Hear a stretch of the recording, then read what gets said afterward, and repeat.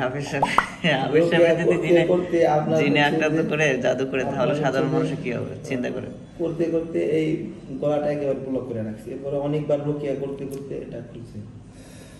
দেখেন তারাবি নামাজ নিয়ে যদি এরকম হয়, আর এটা তো সিম্পল। প্রথমে তো বুঝতে পারি না, প্রথম থেকে যখন সমস্যা হলো তখন আমি দেখি গ্যাসের সমস্যাটা বেশি হলো।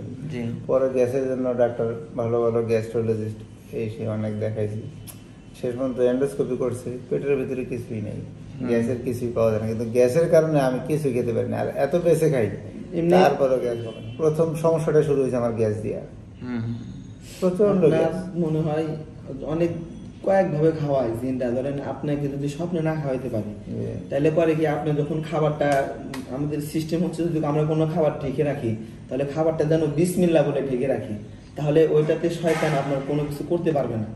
আর যখন বিসমিল্লাহ বলে না ঢেকে রাখবো তখন ওইটাতে শয়তান হচ্ছে যে আপনার জাদু বিভিন্ন কুফুরি শব্দ বলে ফু দিলে ওই খাবারের আপনার হচ্ছে একটা সোর্স থাকে, ওটা চেঞ্জ হয়ে যায়। চেঞ্জ হয়ে কারণে ওটা আমাদের পেটে বিভিন্ন প্রবলেম করে। যেরকম আপনার ধরেন আমাদের অনেক জ্বর ঠান্ডা বদনজর, যেটা আমরা যখন বিসমিল্লাহ বলে খাই তখন ওইটা হয় না। না না না, আপনার নিয়ম হচ্ছে যে যখন ঢেকে রাখবেন তখন হেফাজতের জন্য বিসমিল্লাহ বলতে হবে, আবার যখন উঠাবেন তখন হেফাজতের জন্য। খাওয়ার সময় তো সবসময় বিসমিল্লাহ বলেই খাই। ওটা হচ্ছে যখন খাবারের সময় বিসমিল্লাহ বলবেন তখন শয়তান আপনার সাথে খাবারে অংশগ্রহণ করতে পারবে। আল্লাহ রাসূলের হাদিস আছে যদি বিসমিল্লাহ বলে খানা শুরু করেন তাহলে শয়তানটা বলে কি যে আজকে আমাদের খানা হলো না। তারপরে ঘরে ঢুকে সালাম দেওয়া, ঢুকার সময় বের হওয়ার সময় দোয়া পড়ে বের হওয়া, এই যে কিছু দিন সংক্রান্ত কিছু ইয়ে আছে।